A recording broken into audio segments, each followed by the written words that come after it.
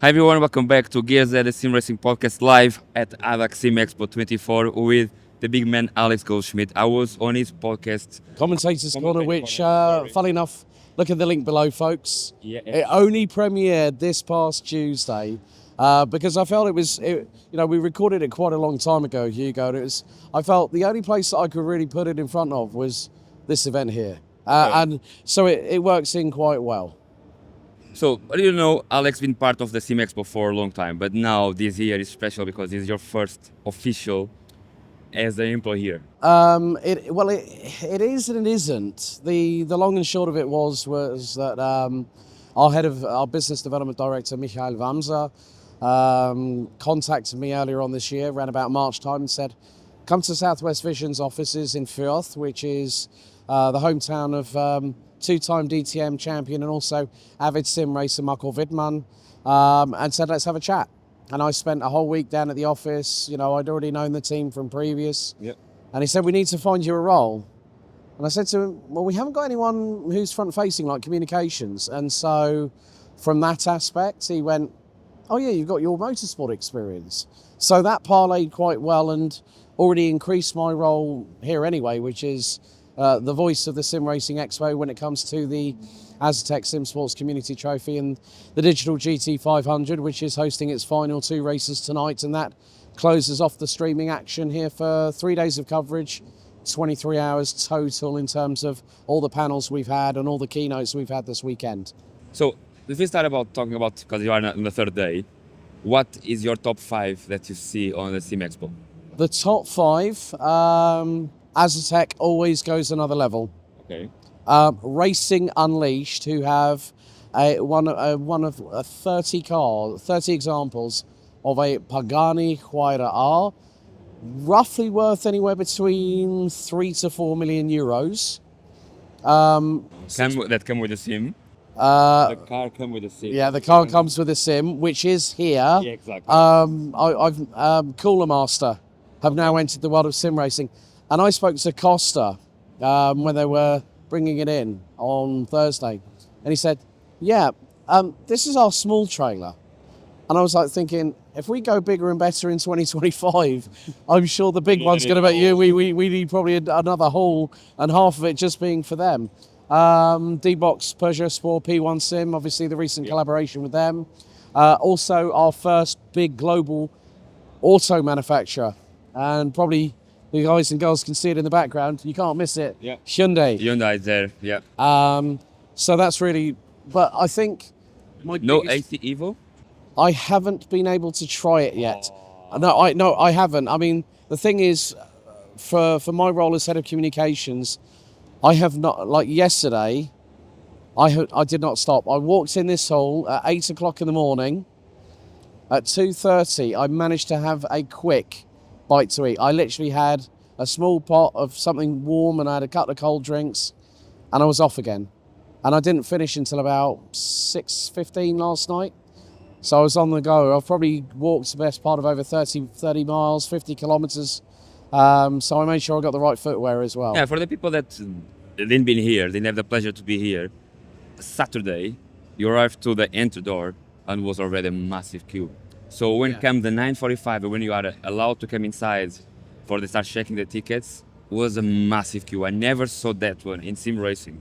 Well, considering the fact that last Saturday, Marco Vogt, who's one of the CEOs of Southwest Vision, he said, Alex, come with me a second. So we've walked to where the balcony is, where normally people are queuing in to come into Hall 3. And he said, look at that. And I've gone, holy shit. Yeah. And it was my honest expression. And then we had one of the guys from ADAC, because last year, all the ADAC Sim Sports crew, apart from Andre Eriksson, who always comes very, very well dressed, but means business. One of the guys came in and he said, we need more people. I looked at him, I said, what do you mean you need more people? You've got about 15, 20 people on your stand. So I think it just goes to show that people have said, and this is nothing derogatory about anybody who has a right to an opinion. I feel that everyone does have a right to an opinion. You do sometimes have to take them with a pinch. Yes, exactly. Pinch of salt. a little bit of a warning with it, but people saying sim racing is dying. If we can have 81 exhibitors, 26 world premieres, over 200 sim rigs in a 10,000 metre square arena, who says sim racing's dying? I think they're very much wrong. Yeah, I agree with you. I think they are wrong, but because the people are seeing sim racing probably just on the level of esports, and not here at the level of the average, like you and me, sim racer that have a rig at home and like to go to for they enjoy it. So I think sim racing is growing. I think sim racing is getting affordable. You see ways of getting a very good sim rig really affordable under 200k if you want a big competitive. So I think you are in a golden era of sim racing. I think also one of the newest developments that we've had appear here, courtesy of Thrustmaster, with the new direct axial drive, which I know a couple of the team from Thrustmaster. Andy, who's a good friend. Hopefully, I'm going to give that a little try because obviously with the the difference between the traditional direct drives that we've seen, Thrustmaster are trying to change it, and obviously with the bundle that they're just releasing, £450.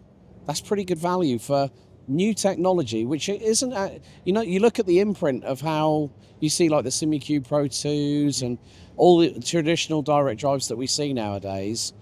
I think Thrustmaster are trying to bring it in a new direction where the steering wheel's closer to the direct drive, but you haven't got so much of a footprint on your sim rig. So whether it's a play seat fold up or you've got like say a Sabot sim racing rig, for instance, looking at both sides of the spectrum, I think if it works really, really well, then I think a lot of more people might adopt it if Thrustmaster are going to pay for new technology, new applications for direct drive to make that immersive feel that more immersive. Yeah, I think a part of Moza, you don't that. They are here, but they are not here with their own stand. But they are here. Exactly. They are here. I think you have everything that is in sim racing, on Europe at least. I think one of the good things where you are going to see now a lot more collaborations between hardware providers. And I think really it's to help get their products out there. That is the key point, that we've got to look at it from a general perspective, whereby, if they didn't have these opportunities, some people who love their products would go like, well, I'm not going to go to Expo this year because they're not there. People, and it's part of the human condition, can be quite fickle. And I understand, I appreciate it. But when, my role now as part of the organising team behind this, I've seen, my eyes have been well and truly opened. I mean, I was here Wednesday, 3 p.m. I'd gotten out of the taxi, checked into the hotel across the road. I was in the hall, put straight to work. But it's a team effort. And we at Southwest Vision believe in the family mentality that everyone helps out. We're a small team, but, we love what we do. We're passionate. There's a great vibe. And if someone needs to help, it's like, okay, tell me what I need to do. Perfect. Now that you are on the last day, we are already talking about, I want to ask you the most positive thing of the Sim Expo and the thing that you think that, well, I will not say negative, but need to improve. I've had some positive feedback, I think, basically with regards to people like yourself, content creators, influencers, so we will look to improve in terms of how we can accommodate the people that report on the industry that we are all passionate about. I think the biggest news, the amount of people who said to me before this event, tell me what I should look out for. And I said to them, Friday, 4 o'clock, be at the stage. And we released the news that we're going to be going to Austin, Texas, March 2025. It's my top one too. Yes, that's one of the things that, in terms of, having to keep news like that under wraps is incredibly difficult, because you're put between a rock and a hard place. But having been a communication specialist for the last 15 years, you understand what it means to the amount of people that have, been behind the scenes. Of course, a lot of NDAs. A lot. Well, yeah, and it's basically a lot of. I think, forget NDAs. It's about trust. Okay. That's the biggest thing here. I think, in terms of improving the expo, we need more exhibitors. Because I've spoken to Delta Sim Racing Yep. just on the back wall here, and they said we could have sold 20 steering wheels if we had the product. And he's already doing discounted deals with people who've come to Expo who live in continental Europe to offset the duty that they have to pay. He said, Yesterday I made one of our friends happy because he was coming to get IMSIM Talento pedals. He was looking for pedals. He said that he had the money for the IMSIM, but he was waiting for a Black Friday deal, and I pushed him on the side. I said, "Look, you have 30% discount there. You are saving almost 300 pounds on your pedals." So we take them straight away. So this is probably can be one of the biggest impacts too. I think the thing is, it's not just about the amount of exhibitors that we have, but the products that we have. You know, with the immersive racing experience with D-Box, P1 Sim, and Peugeot Sport. Yep. You know, those kind of collaborations where you're seeing big global automotive manufacturers who are not just involved in the automotive side as road cars for the likes of you and I, but for top tier motorsport. And you know, having Hyundai here is now going to say to other manufacturers, Simracing is a way. no, it's come along and bring your A game and bring your sims with you. I mean, like, we've got wonderful amounts of other cars. I mean, we've got some Mercedes-AMG GT3s. Henvelton have got Christian Klein's McLaren 720S GT3. And for those people out there that know their Formula One, you know he's an ex-Red Bull F1 driver. Yeah. But no, I think for me, this is my third Expo, and I might be feeling a little bit ragged around the edges, but I couldn't be prouder of being a part of this. It really means a hell of a lot to me,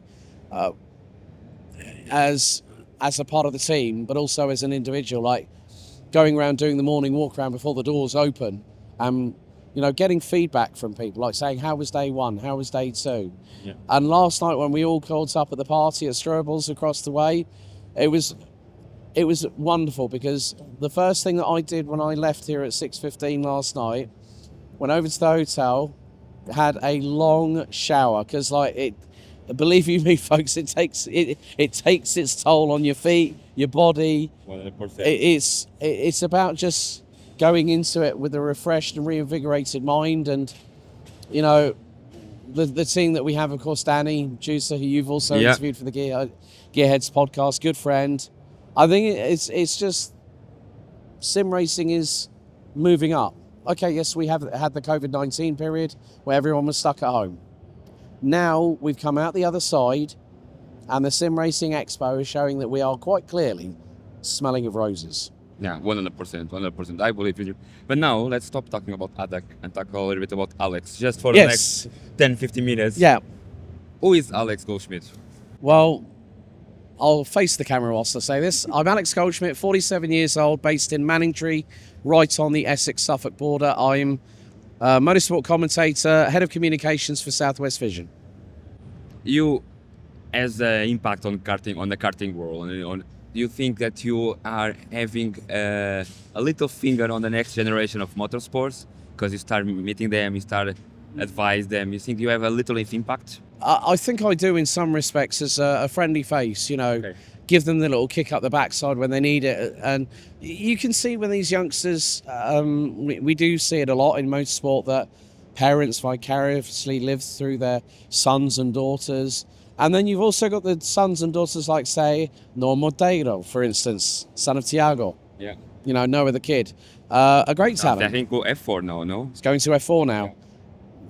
Didn't have the greatest run of luck in karting, but the thing is, you look at him, you look at Mick Schumacher, you look at David Schumacher, you look at all these people, Eduardo and Fernando Barrichello, all these names, and people might say, why are you singling out the Brazilian and the Portuguese? No, it's like you have to look at the bigger picture. You know, Michael went on to win 7 Formula One world titles. Mick had 2 seasons at Haas, and now he's in LMDH with Alpine as a full-time works driver.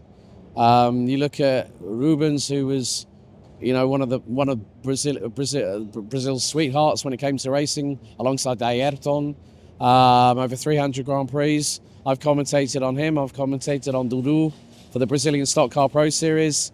I called Dudu was the race winner in Cascavel last year, stage 4. And Ruben's crying. Then I see Rubens and Dudu, they qualified for the Rotex Grand Finals. And I said, Rubens, I can't believe it's been a year. He said, hey, Alex, how are you doing? And that was wonderful because Rubens is a stand-up guy. He's down to earth.